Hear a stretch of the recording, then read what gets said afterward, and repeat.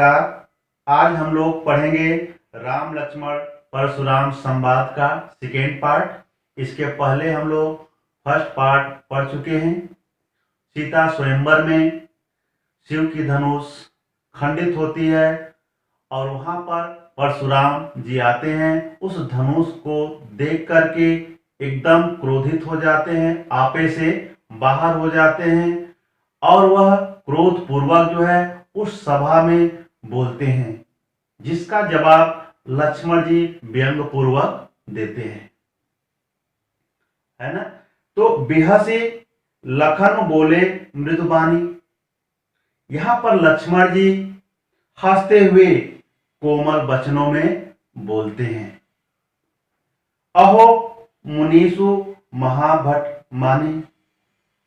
हे मुनि, आप अपने आप को महान योद्धा समझते हो। आप अपने आप को महान योद्धा समझते हो। पुनि पुनि मोह दिखाओ कोठारो। इसलिए आप मुझे बार बार यह कुल्हाड़ी दिखा रहे हो। चहत उड़ावन फूक पहाड़ो। आप तो ऐसे लग रहे हैं जैसे मालूम पड़ रहा है कि एक फूक से पहाड़ उड़ा देंगे। एक फूक से पहाड़ उड़ा देना चाहते हैं। यहां कुम्हड़ बतिया कोई नहीं। यहां पर कोई कुम्हड़ की बतिया नहीं है। जे तर्जनी देख मर जाई, जो तर्जनी अंगुली देखने के बाद मर जाती है। तो कहने का मतलब तर्जनी अंगुली की क्या विशेषता होती है कि तर्जनी अंगुली दिखाने के बाद जो कुम्हड़ की बतिया है, लोग बोलते हैं कि वह बतिया क्या होती है, मर जाती है, सूख जाती है। तो तर्जनी अंगुली यानी अंगुली आप लोग देख रहे हैं, यानी 5 अंगुली है, 1 2 3 4 5। इन 5 अंगुलियों का नाम है, इसका क्या नाम है, अनुष्ठा। अब इसके नीचे ये है, इसका नाम पड़ गया तर्जनी। अब ये मध्य में है, इसलिए इसका नाम पड़ गया मध्यमा। अब इसका नाम ही कोई नहीं मिला, तो इसलिए इसका नाम पड़ गया अनामिका। और ये नीचे है, इसलिए इसका नाम पड़ गया कनिष्ठा। तो ये तर्जनी अंगुली हो गई। तो तर्जनी अंगुली दिखाने से जो कुम्हड़ की जो बतिया होती है वो क्या होती है, जल जाती है, ऐसा लोगों का कहना है या विश्वास है। तो वही लक्ष्मण जी कह रहे हैं, यहां पर कोई कुम्हड़ का बतिया नहीं है। जो आप तर्जनी अंगुली दिखाओगे और वह कुम्हड़ की बतिया जो है मर जाएगी। देखी कोठारू सरासन बाना, यानी मैं आप के ऊपर कुल्हाड़ी देख करके और धनुष बाण देख करके, आपके पास कुल्हाड़ी देख करके और धनुष बाण देखकर मैं कुछ कछु कहा सहित अभिमान। तो मैं यानी अभिमान सहित कुछ कहा। आपके पास क्या देख करके, आपके पास यानी कुल्हाड़ी देख करके, धनुष बाण देख करके मैं अभिमान सहित आपसे कुछ कहा। लेकिन भृगु सुत समझ जनेऊ बिलोकी। लेकिन आप तो अपने आप को भृगुवंशी समझ करके और यहां पर यज्ञोपवीत देख करके, अपने आप को भृगुवंशी समझ करके और हम लोग को यज्ञोपवीत देख करके जो कुछ कहो, यानी आपने जो कुछ भी कहा, यज्ञोपवीत समझ करके आपने जो कुछ भी कहा, मैंने अपने गुस्से को क्या किया, सह लिया, शांत कर लिया।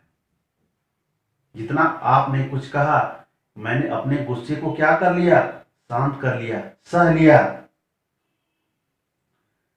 सुर मैसूर हरजन अरुगाई। लेकिन हे महामुनि, सूरवंश यानी हम लोगों के कुल में, हम लोगों के वंश में सूर्य यानी देवताओं और ब्राह्मण और देवता के जो भक्त होते हैं, देवता के जो भक्त यानी हरि भक्त, हरिजन यानी हरि के भक्त यानी ईश्वर के जो भक्त होते हैं, और जो गाय होते हैं उनकी हम लोग क्या करते हैं, रक्षा करते हैं। हमारे कुल इन पर न सुहाई। इनसे युद्ध नहीं करते हैं। ऐसे लोगों की जो हमारे वंश में क्या होती है, रक्षा होती है। ऐसे लोगों की हम लोग क्या करते हैं, रक्षा करते हैं, उनसे युद्ध नहीं करते हैं। वध है पाप। अगर इनका हम लोग ने वध कर दिया, किसी कारणवश अगर वध हो जा रहा है, तो क्या पड़ता है, हम लोग को बहुत बड़ा पाप पड़ता है। अब कीरत हारे, अगर इनसे हम लोग हार जाते हैं तो हम लोग जो है अपकीर्ति को प्राप्त होते हैं। वध कर दिए तो क्या होता है, हम लोग को पाप लगता है। अगर इनसे हार जाते हैं तो हम लोग को अपकीर्ति प्राप्त होता है। कीर्ति नहीं बल्कि अपकीर्ति प्राप्त होती है। मारता हूं पर ही तुम्हारे, इसलिए आप मुझे मारेंगे तब भी मैं क्या करूंगा, आपके पैर को ही पड़ूंगा, आपसे युद्ध नहीं करूंगा। आप मुझे मारेंगे तभी मैं आपके पैर को ही पड़ूंगा। कोटि कुलिस सम वचन तुम्हारा, तुम्हारा तो एक एक वचन, आपका एक एक वचन जो है करोड़ों वज्र के समान है। एक एक वचन अगर देखा जाए तो एक एक वचन जो है आपका करोड़ों वज्र के समान है। व्यर्थ धरो धनु बाण कुठारा, आप तो ये व्यर्थ में या कुल्हाड़ी और धनुष बाण को आप साथ लिए हैं, इसका कोई अर्थ नहीं है। क्योंकि आपका वचन एक एक वचन जो है करोड़ों है ना वज्र के समान है। तो यह धनुष या फिर ये जो आप कुल्हाड़ी लिए हैं यह व्यर्थ में है, इसका कोई अर्थ नहीं है। जो बिलो की अनुचित कहूं क्षमा क्षमा हूं महामुनि धीर,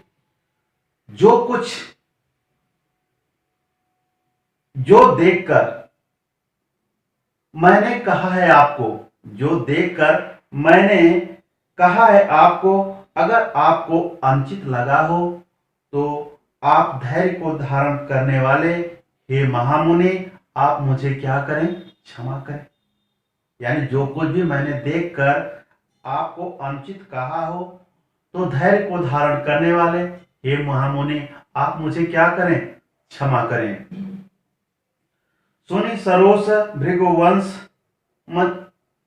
मने बोले गिरा गंभीर, यहां पर भृगुवंश मणि यानी इनके वचनों को सुन करके क्या होते हैं, गुस्से में हो जाते हैं और भी क्रोधित हो जाते हैं। और बोले गिरा गंभीर, और वह गुस्से में होकर के क्रोध पूर्वक जो है गंभीर वाणी से बोलते हैं। गंभीर वाणी से क्या करते हैं, बोलते हैं। अब क्या बोलते हैं, अब हम इसके बाद वाले पैराग्राफ में देखते हैं। कौशिक सुनहु मंद यहु बालक, कौशिक यानी विश्वामित्र को कह रहे हैं, क्योंकि विश्वामित्र ही राम लक्ष्मण को वहां लेकर के गए थे। तो यहां पर परशुराम जी किसको कह रहे हैं, विश्वामित्र जी को कह रहे हैं कि हे विश्वामित्र सुनो। मंद यह बालकु, यह बालक जो है कैसा है, यानी मंद बुद्धि का है, कुबुद्धि यानी इसके पास बुद्धि नहीं है। कुटिलु कैसा है, ये कुटिल है। काल बस यानी ये काल के बस में है, क्या है, काल के बस में है। निज कुल घालकु, और अपने कुल का क्या है, ये घातक है, यह अपने कुल का घातक है। यानी कहने का मतलब परशुराम जी यानी गुस्से में है, क्रोध में है, और कह क्या रहे हैं कि हे विश्वामित्र हमारी बात को सुनो। यह बालक कैसा है, कुबुद्धि यानी कुबुद्धि, और कैसा है, कुटिल है, इसके पास बुद्धि नहीं है, और कैसा है, कुटिल है, काल के बस में है, और ये काल के बस में है। निज कुल घालकु, और अपने कुल का क्या है, ये घातक है, नाश करने वाला है ये। यहां पर परशुराम जी किसको कह रहे हैं, लक्ष्मण जी को कह रहे हैं। किससे कह रहे हैं, यानी विश्वामित्र जी से कह रहे हैं। भानुवंश राकेश कलंको, सूर्यवंश में जन्म लेकर के पूर्ण चंद्रमा का, यह क्या है, पूर्ण चंद्रमा का ही पूरी तरह से कलंक रूप में है। सूर्यवंश में जन्म लेकर भी यह चंद्रमा यानी पूर्ण रूप से चंद्रमा का कलंक है। निपट निरंकुश अबुधु असंकु, ये क्या है, निडर है, इसको डर नहीं है, कपटी है और बिना बुद्धि का है, इसको किसी प्रकार का डर नहीं है। काल कवल होइहा क्षणमाही, यह काल के बस में है और क्षण भर में ही काल जो है इसको अपना क्या बना लेगा, ग्रास बना लेगा। इसको पता नहीं है कि क्षण भर में ही काल जो है इसको अपना ग्रास बना लेगा। कहो पुकारे खोरे मोहे नाही, मैं पुकार के कह रहा हूं, पुकार पुकार यानी मैं बार बार कह रहा हूं, पुकार के कह रहा हूं, पुकार के कह रहा हूं, तुम्हें हट कहो जो चाहे उबारू, कि अगर इसको आप बचाना चाहते हैं, अगर आप इसको बचाना चाहते हैं, जो जिद कर रहा है ना, जिद कर रहा है, तो आप अगर इसको बचाना चाहते हैं तो कहीं प्रताप बल रोष हमारा, तो हमारे प्रताप को, हमारे बल को, हमारे क्रोध को बता दो, इसको हमारे प्रताप बल और क्रोध को इसे बता दो। लखन कहो मुनि सुजस तुम्हारा, अब यहां पर लक्ष्मण जी को फिर नहीं रहा गया। लक्ष्मण जी अपने आप को रोक नहीं पाते हैं। लक्ष्मण जी क्या कहते हैं, लखन कहो यानी लक्ष्मण जी कहते हैं मुनि सुजस तुम्हारा, हे मुनि आप जैसा, सुजस यानी अपने बारे में कहने वाला, आप जैसा अपने बारे में कहने वाला, तुम्हें अछूत अछत को बन नहीं पा रहा, अपने बारे में कहने वाला दूसरा कौन हो सकता है। जितना अच्छा आप अपने बारे में कह रहे हैं उससे अच्छा दूसरा कोई आपके बारे में नहीं कह सकता है। अपने मुंह तुम अपनी करनी, आप तो अपने मुंह से अपनी करनी का वर्णन कर रहे हैं, आप अपने ही मुंह से अपनी करनी का वर्णन कर रहे हैं। बार अनेक भांति बहु बने, और बार बार जो है अनेक प्रकार से आप जो है मुझे बता रहे हैं, अपना वर्णन करके मुझे दिखा रहे हैं या बता रहे हैं। नहीं संतोष त पुण्य कछ कहूं, अगर इतना करने के बाद भी आपको संतोष नहीं हो रहा है तो आप कुछ और कहना चाहते हैं तो आप कह लीजिए। जाने रिस रोकी दूसरा दुख सहूं, आप अपने क्रोध को क्यों रोक रहे हैं, और उस दुख को रोकने के कारण यानी उस क्रोध को रोक करके आप ऐसा असह दुख क्यों सह रहे हैं, उसको सहिए मत। आप जो आपके मन में है, संतोष नहीं हो रहा है आपको, तो वह बात कह लीजिए। वीर व्रति तुम धीर अछोभा, आप तो वीर व्रत को धारण करने वाले हैं, धैर्य को धारण करने वाले हैं, है ना, क्षोभ रहित हैं, और आप गारे देत न पाहु शोभा, आपके मुंह से गाली शोभा नहीं दे रही है।